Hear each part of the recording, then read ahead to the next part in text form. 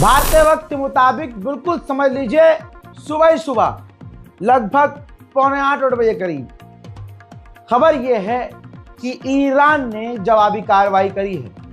कल वैज्ञानिकों को मारा, तमाम वैज्ञानिकों को मारा, असैसिनेशन किया, ईरान के अंदर जगह जगह मुसाद ने हमले किए।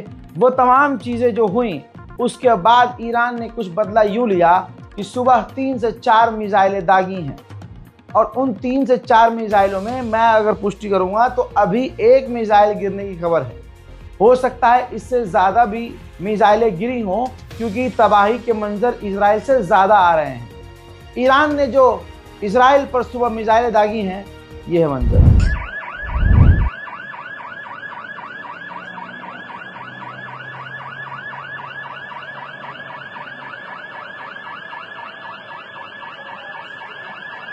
כל הגג בוער.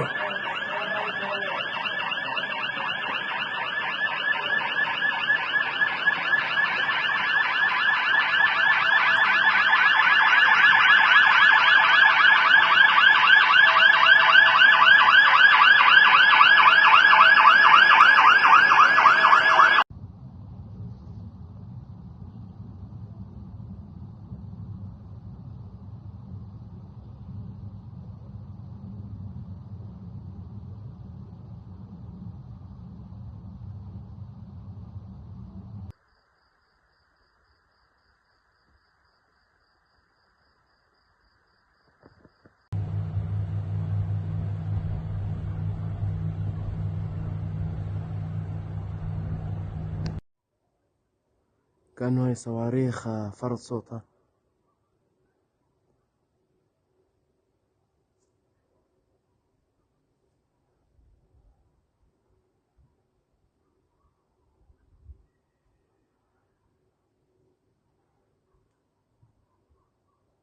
وصل، شفت النارة؟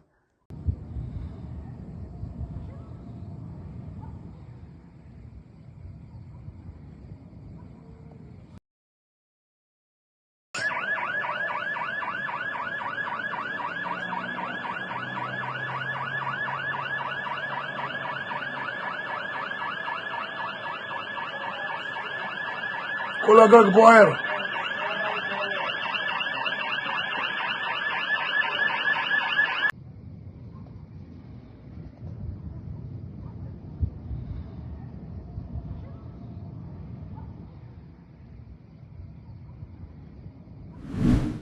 मेरे दोस्तों, कई इलाकों में आगे की खबर है, यहूदियों में भगदड़ है, इजराइल का नुकसान है।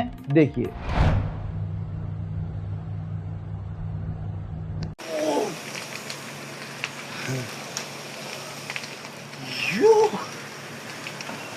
لا אבל הנה השתלטו.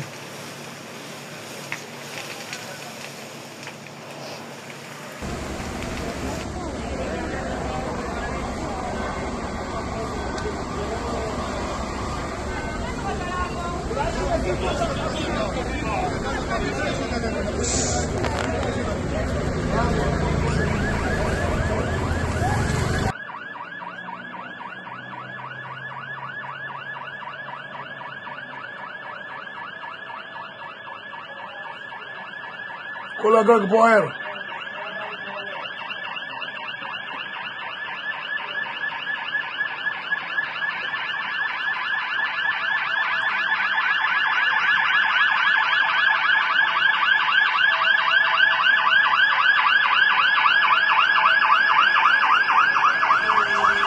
شوف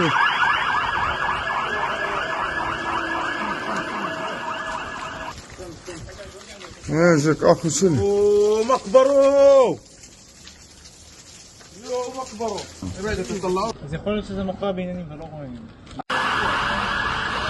הנה פה, אצלנו ליד הבית, תראה מה הולך פה, תראה.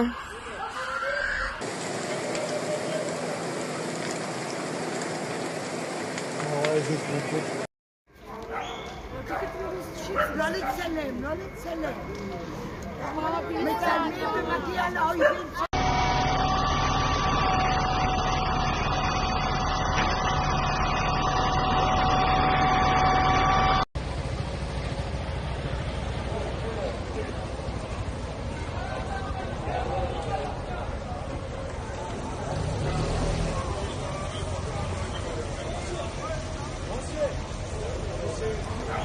לא לצלם, לא לצלם.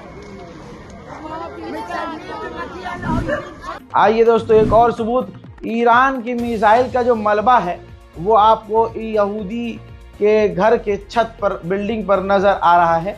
मिसाइलों का जो टुकड़ा है वो आपको अलग ही नज़र आ रहा है। इजराइल में ईरान की मिसाइलों से पिछले 24 घंटे में भारी तबाही मची है, लेकिन ये भी कहना गलत होगा कि इजराइल हमला नहीं कर रहा है।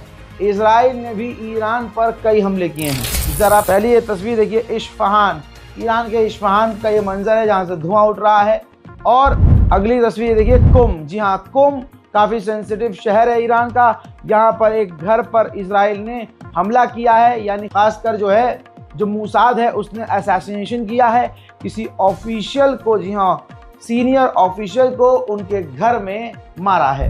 मेरे दोस्तों, सऊदी अरब में अमेरिका का एयरबेस है, प्रिंस सुल्तान एयरबेस, अमेरिका का, सऊदी अरब की ज़मीन पर। देखिए सैटेलाइट इमेज है, भरा हुआ है वो एयरबेस, पूरी तरह से भरा हुआ है हथियारों से। दोस्तों 22 KC-135, 53 F-16 फाइटर जेट और 10C 130 जो टैंकर है, बड़ा विमान होता है, वो इस सऊदी अरब के अमेरिकी एयरबेस पर तैनात है। यानी अरब की ज़मीन का इस्तेमाल करके ईरान पर बड़े हमले होंगे। अमेरिका के वाइस प्रेसिडेंट का बयान आया है कि डोनाल्ड ट्रंप अभी एक और मौका दे रहे हैं डिप्लोमेसी को, बाकी उनका फैसला अटल है, उनको जो करना होगा ईरान के साथ वो तो करेंगे ही। वहीं डोनाल्ड ट्रंप ने अपने ताज़ा बयान में अभी जीत का ऐलान कर दिया है, कह दिया है कि इजराइल बहुत बढ़िया कर रहा है, ईरान अच्छा नहीं कर रहा है और उसको रोकना काफ़ी मुश्किल है जो जीत रहा हो। यानी इजराइल जो जीत रहा है उसको रोकना मुश्किल है। मेरे दोस्तों, ये आदमी पूरी दुनिया से चिढ़ा हुआ है और सारी दुनिया, जाहिर सी बात है, डोनाल्ड ट्रंप को इसीलिए पसंद नहीं कर रही है। जब अमेरिका के पत्रकारों ने इससे पूछा कि आपकी इंटेलिजेंस कह रही है कि ईरान परमाणु नहीं बना रहा था, इस पर आप क्या कहेंगे, तो साफ कह रहा है कि मेरी इंटेलिजेंस गलत है, यानी देश की इंटेलिजेंस को ही गलत बता रहा है और अपने आप को और इजराइल को सच्चा। सुनिए। So you have that Iran is building a nuclear weapon. Your intelligence community has said they have no evidence that they are at this point. Well, then my intelligence community is wrong. Who in the intelligence community said that? Your director of national intelligence, Tulsi Gabbard. She's wrong. साथ में Trump ने यह भी कहा कि Europe से Iran बात नहीं करना चाहता है, ईरान सिर्फ अमेरिका यानी हमसे बात करेगा। उधर मेरे दोस्तों, जिस इंसान ने अभी परसों ही अपनी सेना को कहा था कि मेरा अप्रूवल है, कर दो ईरान पे हमला, आज उसने मीडिया से कहा है कि मैं ईरान को 2 हफ्ता दे रहा हूं और 2 हफ्ता इनफ है, वो इस जंग को रोके, हथियार डाले और हमारी बातें मान ले। सुन लो, ये वही आदमी है जिसने अभी 2 दिन पहले अपनी फौज को, मिडिल ईस्ट की फौज को, अपनी अमेरिकी फौज को खुली छूट दी थी कि अब मेरी तरफ से हमले का आदेश है, जो करना है करो।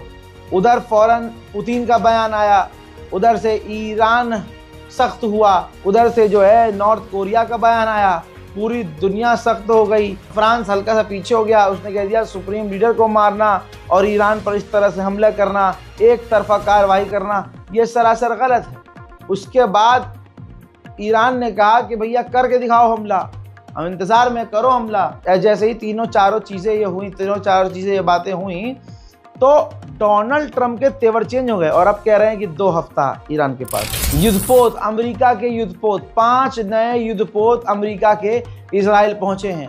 पूरी दुनिया देख रही है कि इजराइल अपनी ताकत से नहीं लड़ रहा है, दूसरे की ताकत का इस्तेमाल कर रहा है। वहीं तेहरान पर इजराइल ने रात भर हमले किए हैं और रात भर ईरान ने इन मिसाइलों को रोका है।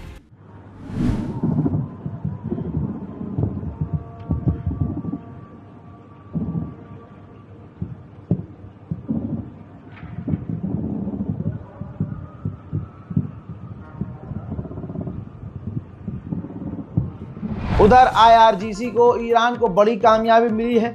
ये देखिए, हमास की तरह एक सेफ हाउस इजराइल के मोसाद का मिला है।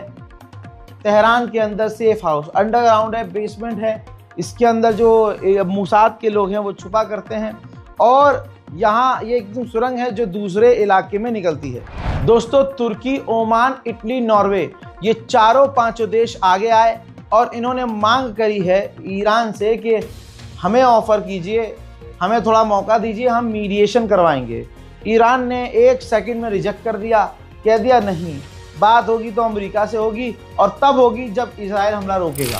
उधर वेस्टर्न कंट्रीज इस वक्त चुपके चुप डिस्कस कर रही हैं कि अगला लीडर ईरान का कौन होगा। ऐसा लग रहा है कि धोखे से अचानक से सुप्रीम लीडर को इजराइल मार सकता है और उसके बाद अब कौन होगा लीडर, वेस्टर्न देश इसकी चर्चा कर रहे हैं। पुतिन ने बड़ा बयान दिया। पुतिन ने कहा कि जैसे हमारे लिए खतरा है जो हमें मिटाना चाह रहे हैं, ऐसे ही ईरान के लिए खतरा है, वो फोर्स ईरान के लिए खतरा है जो ईरान को मिटाना चाह रही हैं। यही एक वजह है जिसने ईरान और रशिया को एक किया हुआ है और एक ही प्लेटफॉर्म पर खड़ा किया हुआ है। यानी ये बहुत बड़ी बात कह दी है। पुतिन ने कह दिया है कि जो फोर्स इनके खिलाफ है वही फोर्स हमें भी मिटाना चाह रही है। पुतिन खुलकर इजराइल के खिलाफ बोल रहे हैं। खबर यह है कि 2 दिन बाद ईरान के विदेश मंत्री खुद रूस जाएंगे पुतिन से मुलाकात के लिए। हजरात, ये ताज़ा तरीन बयान है, ये इंटरव्यू में दिखा नहीं सकता हूँ, सुना नहीं सकता हूँ, लेकिन इसका सारांश मैं आपको बता रहा हूँ। ईरान के विदेश मंत्री ने कहा कि अब इस पूरे कांड के बाद हम अमेरिका पर भरोसा कैसे करें, ये काफ़ी मुश्किल है, क्योंकि अमेरिका ने छल किया है, धोखा दिया है। वो जो बात कर रहा था उसने सिर्फ कवर अप किया था ताकि इजराइल पीछे से हमला कर सके। उधर मेरे दोस्तों, ईरान ने, जरा तस्वीर को देखिए, ईरान ने एक जर्मनी के नागरिक को ईरान से गिरफ्तार किया है जो ईरान के सैन्य ठिकानों की खुफिया फोटोज ले रहा था और सेंसिटिव इलाकों की तस्वीरें खींचकर आगे भेज रहा था। मेरे दोस्तों, ये जंग कहाँ जाके रुकेगी किसी को नहीं पता, लेकिन कम से कम इतना दुनिया समझ चुकी है कि ईरान झुकने को ही राजी नहीं है। आपको क्या लग रहा है नीचे कमेंट कीजिएगा। इंतजार कीजिए अगले अपडेट का। तब तक के लिए जय हिंद।